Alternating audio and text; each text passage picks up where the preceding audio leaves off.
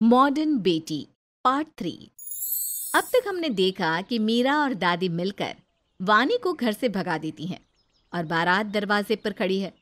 सुरेश को कुछ समझ में नहीं आता कि वो क्या करे। वो चुपचाप सर झुकाए कमरे से बाहर जाता है तो पंडित जी कहते हैं, आखिर कन्या को बुलाने में इतना समय क्यों लग रहा है? आप जल्दी से कन्या को बुलाइए, विवाह के लिए विलंब हो रहा है। पंडित जी की बात सुनकर सुरेश चुप रहता है। तभी लड़की का पिता पूछता है, भाई साहब, बात क्या है? आप लोग वानी को बुला क्यों नहीं रहे? सुरेश लड़खड़ाती जुबान से लड़के वालों को सच्चाई बता देता है। ये सुनकर लड़की की माँ कहती है, भाई साहब, तभी तो कहते हैं लड़कियों को ज़्यादा पढ़ाना नहीं चाहिए। 12वीं पास थी ना आपकी बेटी, अब 12 जन्मों के लिए आप लोगों के मुंह पर कालिक पोत कर चली गई। एक बेटी को काबू में नहीं रख पाए। चलो सब यहाँ से, कोई शादी वादी नहीं हो रही यहाँ पर।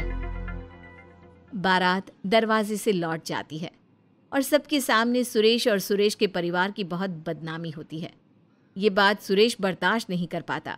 वो गुस्से में अपनी पत्नी को पीटना शुरू कर देता है। ये सब तुम्हारी वजह से हुआ है। तुमने भगाया है वानी को घर से। तुमने हर बुरे काम में उसका साथ दिया। मेरी बेटी ने कोई बुरा काम नहीं किया।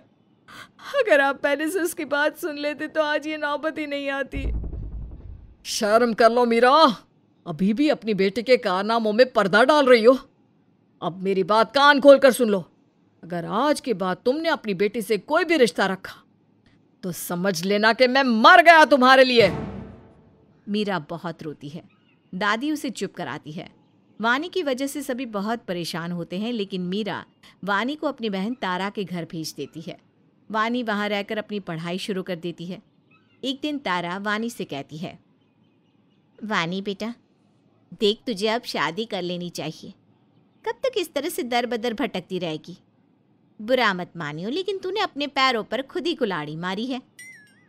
लेकिन मौसी जी, पापा ने मेरे सामने कोई रास्ता नहीं छोड़ा था। बहुत समझाया उन्हें, लेकिन वो तो जिद पर अड़े थे कि शादी करवा कर रहेंगे। अरे तो कर लेती ना शादी, एक ना एक दिन तो करनी ही है। फालतू में इतना ड्रामा करवा दिया। तू जानती है ना अपने बाप को, तेरी माँ को बहुत मारा होगा उसने। और अगर उसे पता चल गया कि तू मेरे पास रह रही है तो यहाँ आकर भी बहुत तमाशा करेगा। वानी अपनी मौसी की बात सुनकर सोच में पड़ जाती है। तारा वानी से सारे घर का काम करवाती है। एक दिन वानी कॉलेज जा रही थी, तभी उसकी मौसी उससे कहती है, वानी, हो गई कॉलेज के लिए तैयार? हाँ मौसी जी, बस जा ही रही हूँ। बाद में जाना, पहले किचन का काम ख़त्म कर ले। और हाँ, नाश्ता भी बना लियो, मैंने कुछ नहीं बनाया है। लेकिन मौसी जी, मुझे देर हो रही है, मेरी क्लास शुरू हो जाएगी। बेटी, आधे घंटे का काम है, करके चली जा। इतना कर देगी तो तेरी पढ़ाई पर कोई आफत नहीं टूट पड़ेगी। वानी किचन में चली जाती है। वो किचन का सारा काम कर देती है, लेकिन उसे कॉलेज के लिए लेट हो जाता है। अब वानी के लिए ये रोज़ की बात हो गई। वो अपनी मौसी के घर का सारा काम करती और अपनी पढ़ाई पर बिल्कुल भी ध्यान नहीं दे पाती। उसके बाद भी उसकी मौसी उसे कुछ न कुछ सुनाती ही रहती। वानी बेटा, बुरा मत मानियो, इसे कब तक यहाँ रहोगी? आजकल घर का खर्चा उठाना कितना मुश्किल है। वैसे भी कितनी महंगाई हो रही है, ऊपर से तू घर का कुछ काम भी नहीं करती। मेरी बात मान, अपनी दादी से बात कर ले और घर चली जा। ठीक है मौसी, मैं आज ही दादी और माँ से बात करती हूँ। वानी फौरन ही अपनी दादी को कॉल करती है और उसे सारी बात बताती है। सारी बात सुनने के बाद दादी कहती है, वानी, मुसीबत में तो साया भी साथ छोड़ देता है, और तेरी मौसी की आदत तो वैसे भी अच्छी नहीं है। तू चिंता मत कर, मैं जल्द ही तेरे रहने का इंतज़ाम कहीं और करवा दूंगी। रहने का इंतज़ाम करवा दोगी? लेकिन कहाँ दादी, मुझे आप सभी के साथ रहना है। मुझे आपकी बहुत याद आती है। वानी, तो अपने बाप को जानती है ना, उसने तेरी माँ का और मेरा जीना दुश्वार कर रखा है। अगर मैं तुझे घर में ले आई तो वो ना जाने क्या करेगा। इसलिए तेरा अभी घर आना ठीक नहीं। तू मुझे 1-2 दिन का समय दे, मैं कुछ करती हूँ। दादी की बात सुनकर वानी और भी ज्यादा परेशान हो जाती है। दादी ने कुछ दिनों बाद वानी के रहने का इंतजाम एक हॉस्टल में करवा दिया। वानी, ये कमरा छोटा है लेकिन तेरे लिए काफ़ी है। यहाँ और भी लड़कियाँ रहती हैं। सभी का अपना अलग अलग रूम है। तुझे किसी प्रकार की कोई परेशानी नहीं होगी। और हाँ, तुझे हर महीने तेरी माँ और मैं कुछ पैसे दे दिया करेंगे। थैंक यू दादी, आप मेरे लिए कितना कुछ कर रही हो। अच्छा, चलती हूँ मैं अब। अपना ख्याल रखना। हाँ बेटा। दादी कुछ देर तो रुको, इतनी जल्दी क्यों भाग रही हो? बेटा, मैं यहाँ बहुत मुश्किल से आई हूँ। अगर तेरे बाप को पता चल गया ना, तो तेरी माँ की तरह मेरा भी घर से निकलना बंद कर देगा। वानी दादी को रोकने की बहुत कोशिश करती है, लेकिन दादी वहाँ ज़्यादा देर तक नहीं रुकती, वहाँ से चली जाती है। अब वानी आए दिन दादी और माँ से रुपए मांगने लगती। वानी ने अपनी दादी को फ़ोन किया। हेलो दादी, अगले महीने मेरे एग्ज़ाम शुरू हो रहे हैं। मुझे एग्ज़ामिनेशन फ़ीस चाहिए और हॉस्टल का रेंट भी। मैंने आपको 3 दिन पहले भी फ़ोन किया था। हाँ बेटा, मुझे याद है। मैं तेरे लिए रुपयों का ही इंतज़ाम कर रही हूँ। देख बेटा, बहुत ज़्यादा रुपए तो मेरे पास नहीं है। मैं तेरी माँ से पूछती हूँ, क्या पता उसके पास हो। मैं तुझे शाम तक दे दूँगी। हाँ बेटा। दादी मीरा के पास जाती है और उससे पूछती है, बहू, तेरे पास कुछ रुपए है क्या? माँ जी, वानी के पापा ने मुझे पैसे देने बंद कर दिए हैं। घर में कोई भी सामान आता है तो वो खुद ही लेकर आ जाते हैं। वो मुझे वानी के पैसों से भी मदद नहीं करने देंगे।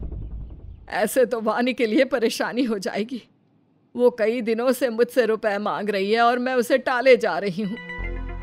माँ जी, अभी आपके पास जितने पैसे हैं आप उतने ही वानी को दे आओ, बाद में देखते हैं क्या करना है। दादी वानी के पास चली जाती है और वानी को पैसे देते हुए कहती है, ले बेटा, अभी तो इतने ही रुपए हैं मेरे पास, और बाद में दे दूंगी। दादी, ये क्या चिल्लड़ लेकर आई हो आप मेरे पास? इसमें ना तो रूम का किराया निकलेगा और ना ही ये एग्जामिनेशन फ़ीस के लिए पूरे पड़ेंगे। दादी, आपको पता है मुझे कुछ किताबें भी खरीदनी थी, लेकिन पैसों की कमी की वजह से मैंने कुछ नहीं खरीदा। वानी, तेरे बाप ने घर में रुपए देना बंद कर दिया है। वो नहीं चाहता कि हम किसी भी तरह से तेरी मदद करें। अभी तू ये रख ले, मैं कुछ करती हूँ। दादी वानी को थोड़े से रुपए देकर चली जाती है। अब वानी समझ जाती है कि अगर उसे अपनी पढ़ाई पूरी करनी है तो उसके लिए उसे रुपयों का इंतज़ाम भी खुद ही करना होगा। इसलिए वो अपने लिए जॉब ढूंढना शुरू कर देती है और एक जगह उसे नौकरी भी मिल जाती है। विश्वानी, आप अभी फ्रेशर हो, आपको पहले काम सीखना पड़ेगा। हम अभी आपको ज़्यादा सैलरी तो नहीं दे पाएंगे, लेकिन हाँ, अगर आपकी परफॉर्मेंस अच्छी रही तो हम बाद में आपकी सैलरी बढ़ा देंगे। ठीक है सर, मुझे कोई परेशानी नहीं है। मैं कब से ज्वाइन कर सकती हूँ? आप कल से ही आ सकती हो। जो डॉक्यूमेंट हमने आपसे बोले हैं वो डॉक्यूमेंट लेकर ज़रूर आना। वानी नौकरी तो करने लगी, लेकिन उसका पढ़ाई की तरफ ध्यान थोड़ा कम हो गया। ऑफिस में अच्छा परफॉर्मेंस दिखाने की वजह से वो पढ़ाई में पीछे होती जा रही थी। एक दिन वो कॉलेज कैंपस में अपना टेस्ट पेपर हाथ में लेकर बैठी थी। नौकरी के चक्कर में मैं अपनी पढ़ाई पर भी ध्यान नहीं दे पा रही हूँ। इस टेस्ट में मेरे 50 में से 25 नंबर आए हैं। इतने कम मार्क्स मेरे कभी नहीं आए। जिसकी वजह से घर छोड़ा, उसी में पीछे नहीं रहना मुझे। लेकिन नौकरी भी तो नहीं छोड़ सकती, पढ़ने के लिए पैसों की ज़रूरत पड़ेगी ही। वानी बहुत परेशान हो गई। उसे समझ में नहीं आ रहा है कि वो पढ़ाई छोड़े या नौकरी। क्या वानी को नौकरी और पढ़ाई छोड़कर घर वापस चले जाना चाहिए और अपने पिता से माफ़ी मांगकर शादी कर लेनी चाहिए, या फिर इसी तरह मेहनत और संघर्ष करके अपने लिए नए रास्तों की तलाश करनी चाहिए? बेचारी वानी बहुत परेशान है। आप उसकी मदद करें और उसे कमेंट करके सही दिशा के बारे में बताएं।